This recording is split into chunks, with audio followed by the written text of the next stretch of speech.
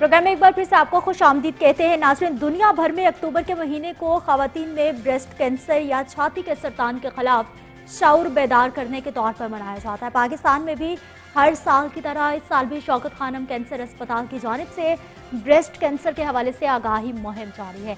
छाती का सरतान पूरी दुनिया में औरतों में पाई जाने वाली एक बीमारी है और रिपोर्ट के मुताबिक हर साल 13,80,000 नए मरीज सामने आते हैं, जिनमें सालाना करीबन 4.5 लाख अमवात भी वाक़ई हो जाती हैं। दुनिया भर में हर 9 में से एक खातून इस कैंसर का शिकार होती है। करीबन 95% मरीजा औरतों की उम्र 40 साल से ज़ायद रिपोर्ट होती है। खातून में छाती के सरतान की शरह पाकिस्तान में बात की जाए तो एशिया में सबसे ज़्यादा है और यहाँ हर 8 में से एक खातून को इस मर्ज का खतरा लाहक रहता है।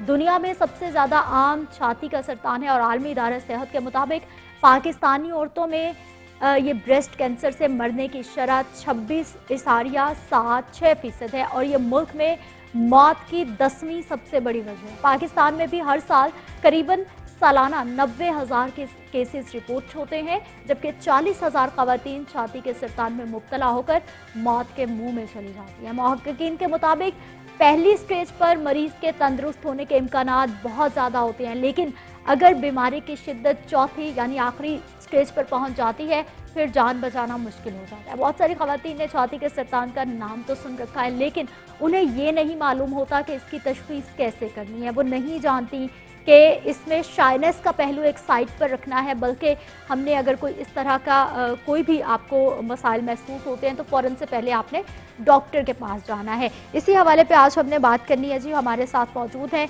डॉक्टर उम्मे कुलसूम ऐवान साहिबा है, कैंसर स्पेशलिस्ट हैं आप, शौकत खानम अस्पताल से आपका ताल्लुक़ है। डॉक्टर साहब, प्रोग्राम में आपको खुश आमदीद कहते हैं। डॉक्टर साहब, सबसे पहले तो हमें ये ब्रेस्ट कैंसर की वजूहात क्या हैं वो बताएं। थैंक यू सो मच कि आपने मुझे बुलाया। और ब्रेस्ट कैंसर ख़वातीन में है, लेकिन एक ये मिसकंसेप्शन है, मर्दों को भी हो सकता है। तकरीबन 1% मर्दों को ये कैंसर होता है और उसकी ट्रीटमेंट भी होती है। और इसके होने की एग्जैक्ट वजह एक पेशेंट में तो हम पिन पॉइंट नहीं कर सकते हैं, लेकिन कुछ वजूहात हैं, रिस्क फैक्टर्स हैं जो कि इस मर्ज के बढ़ने का सबब बन सकते हैं। उनमें से कुछ जो हैं वो मॉडिफाइबल हैं, यानी कि उन्हें हमारे हाथ में कि हम उन्हें चेंज कर लें, और कुछ ऐसे हैं जो नॉन मॉडिफाइबल हैं जिन्हें हम चेंज नहीं कर सकते। जैसे हम औरत होना नहीं चेंज कर सकते, या अपनी उम्र ज़्यादा होना नहीं चेंज कर सकते, तो और या अगर हमारी फैमिली में किसी को ब्रेस्ट कैंसर पहले से है तो वो हमारी फैमिली हिस्ट्री नहीं चेंज हो सकती है। जेनेटिकली भी होता है ये? बिल्कुल, ये जेनेटिक्स भी इसमें बहुत रोल प्ले करते हैं। तो ये वो चीज़ें हैं जिन पे हमारा इख्तियार नहीं है, लेकिन जिन चीज़ों पे हमारा इख्तियार है वो हमें ज़रूर करनी चाहिए जी। उसमें नंबर 1 मोटापा। वज़न बढ़ने से ना सिर्फ ब्लड प्रेशर, शुगर, दिल के अमराज, ये तो सबको मालूम है, लेकिन ब्रेस्ट कैंसर के होने के चांसेस भी बढ़ जाते हैं। इसके बाद सीडेंट्री लाइफस्टाइल, यानी कि काहिली, सुस्ती, आजकल बिल्कुल खाया पिया और पानी भी मुलाजिम ला के दे और बिल्कुल हिलना जुलना नहीं है। तो एक हेल्दी लाइफस्टाइल के लिए आपको हफ्ते में 5 दिन जो है एटलीस्ट 30 मिनट्स टू 40 मिनट्स आपको वॉक करनी चाहिए, और इसके अलावा जो आप काम कर सकते हैं वो करें। कॉन्ट्रासेप्टिव पिल्स या हार्मोन्स लेना और लंबे अरसे तक लेना, ये एक रीज़न हो सकती है कैंसर होने की। इसके अलावा जो बहुत इम्पॉर्टेंट है कि एक तो ये कि पहला बच्चा अगर 30 साल की उम्र से पहले हो तो इसका प्रोटेक्टिव इफ़ेक्ट है ऑन ब्रेस्ट कैंसर। फिर अगर औरत अपने बच्चे को खुद से दूध पिलाए, और जैसे हमारे मज़हब में भी है कि 2 साल तक पिलाएं, तो उसमें भी ब्रेस्ट कैंसर होने के चांसेस कम होते हैं। 100% ख़त्म नहीं होते, लेकिन कम होते हैं। तो कुछ चीज़ें जो हमारे हाथ में हैं एटलीस्ट हम उन्हें रिस्क को मिनिमाइज कर सकती हैं ये तमाम चीज़ें। डॉक्टर साहब, अब हमें ये बताइए कि वजूहात आपने बता दी है, यकीनी तौर पर इन तमाम पे इम्प्लीमेंट करें तो कहीं ना कहीं बचा जा सकता है।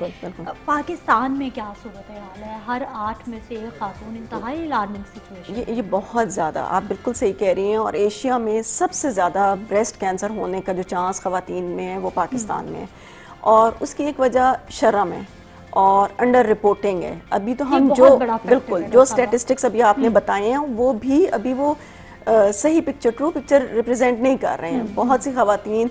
और इस चीज़ को आप छोड़ दें और भूल जाएं कि सिर्फ अनपढ़ या दूर दराज की खवातीन ही बताती हैं। बहुत पढ़ी लिखी फैमिलीज़, उसमें भी अगर किसी बच्ची को, खातून को ये हो जाए तो पहले वो डिनाइल में कि हमें नहीं हो सकता, या उसको छुपाना है, या घर के मर्दों को कैसे बताएं, डॉक्टर तक कैसे जाएं, ये चीज़ें जो है ना इसको अगली स्टेज या आखिरी स्टेज तक ले जाती हैं जहाँ पे क्योर नहीं हो सकता। आखिर आपको डॉक्टर के पास जाना है तो आप पहले चले जाएं। बिल्कुल बिल्कुल। फर्स्ट स्टेज में जो कि हमारे पास बहुत कम आती हैं, कितनी स्टेजेस हैं? 4 स्टेजेस हैं। चौथी जो है वो आखिरी स्टेज होती है, और उसका ये मतलब है कि कैंसर ब्रेस्ट से निकल के जिस्म के किसी और हिस्से में चला गया, बॉडी में फैल, बिल्कुल। हाँ। उसमें चाहे वो किसी एक भी हिस्से में चला जाए तो हम उसमें क्योर या 100% खत्म करने की बात नहीं करते। उसका मतलब है कि हम जो भी इलाज करेंगे वो कैंसर को कंट्रोल करेगा, रुक जाएगा कुछ अरसे के लिए, और शायद फिर कहीं भी सर उठा ले। लेकिन अगर स्टेज 1-2 में हो तो फिर क्योर के चांसेस होते हैं। 3 में कितने चांसेस होते हैं? स्टेज 1 में तकरीबन 90% चांसेस हैं कि क्योर हो जाए। और कितने % केसेस रिपोर्ट हो जाते हैं? रिपोर्ट मेरे पास उसके स्टैटिस्टिक्स नहीं है, लेकिन हार्डली हम कोई खातून देखते हैं जो स्टेज 1 में फॉल करती है। ठीक। तो ज्यादातर 2-3 में आती हैं, और जो बहुत ज्यादा है वो स्टेज 4 यानी लास्ट स्टेज में आती और फिर स्टेटमेंट्स क्या होती हैं कि उनको मालूम था या फिर पता ही नहीं चला? एक तो ये कि बहुत पहले था तो इग्नोर किया कि पहले ये काम कर लें, वो काम कर लें, अच्छा दिखा, और फिर ये डर था कि कैंसर ना हो इस वजह से, या ये कि घर में बताया, वालदा को बताया तो उसने कहा भी चुप रहो। या फिर डॉक्टर साहब ऐसा भी तो होता है ना कि आप किसी भी डॉक्टर के पास चले जाते हैं, वो कहता है नहीं जी ऐसा कुछ नहीं है, आप किसी कैंसर स्पेशलिस्ट या फिर शौकत खानम जैसे बड़े अस्पताल में नहीं जाते? बिल्कुल बिल्कुल, ये बहुत कम होता है कि वो किसी, मैं ये कहूँगी कि किसी को गिल्टी या कोई भी निशानी आए जो ब्रेस्ट कैंसर नॉर्मल नहीं है, कुछ भी अब नॉर्मल है, तो आप किसी डॉक्टर, किसी हेल्थ केयर प्रोफेशनल के पास जाएं। वो थोड़ा डिले कर सकता है जिसको बहुत अच्छा इल्म नहीं है कि नहीं ये नॉर्मल है। कुछ ऐसी भी खवातीन आती हैं कि जी डॉक्टर ने कहा कि ये तो कुछ भी नहीं है, ये ना फैलने वाला है, बगैर जड़ों की गिल्टी है।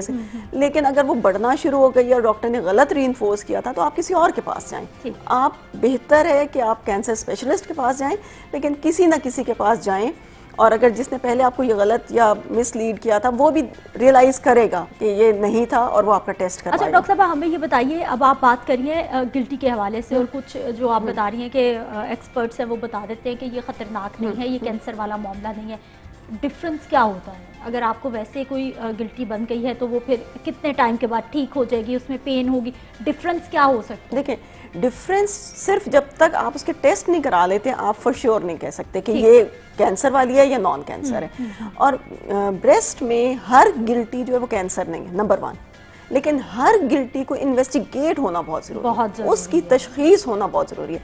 हाँ, जब आपके टेस्ट में आ जाए कि ये नेगेटिव है या कि ये कैंसर नहीं है, फिर आप आराम से सेटिस्फाइड रह सकते हैं। डॉक्टर साहब इस पे हमने मजीद भी बात करनी है, और खासतौर पर बात करेंगे जी पाकिस्तान में कैंसर के मरीजों की सहूलियात के लिए। शौकत खानम तो बहुत अच्छा काम कर रहे हैं, लेकिन जिस तेजी से आबादी बढ़ी है, जिस तेजी से ये बीमारी फैल रही है, उस हवाले से कितनी सहूलियात की अभी मजीद जरूरत है, बात करते हैं ब्रेक के बाद।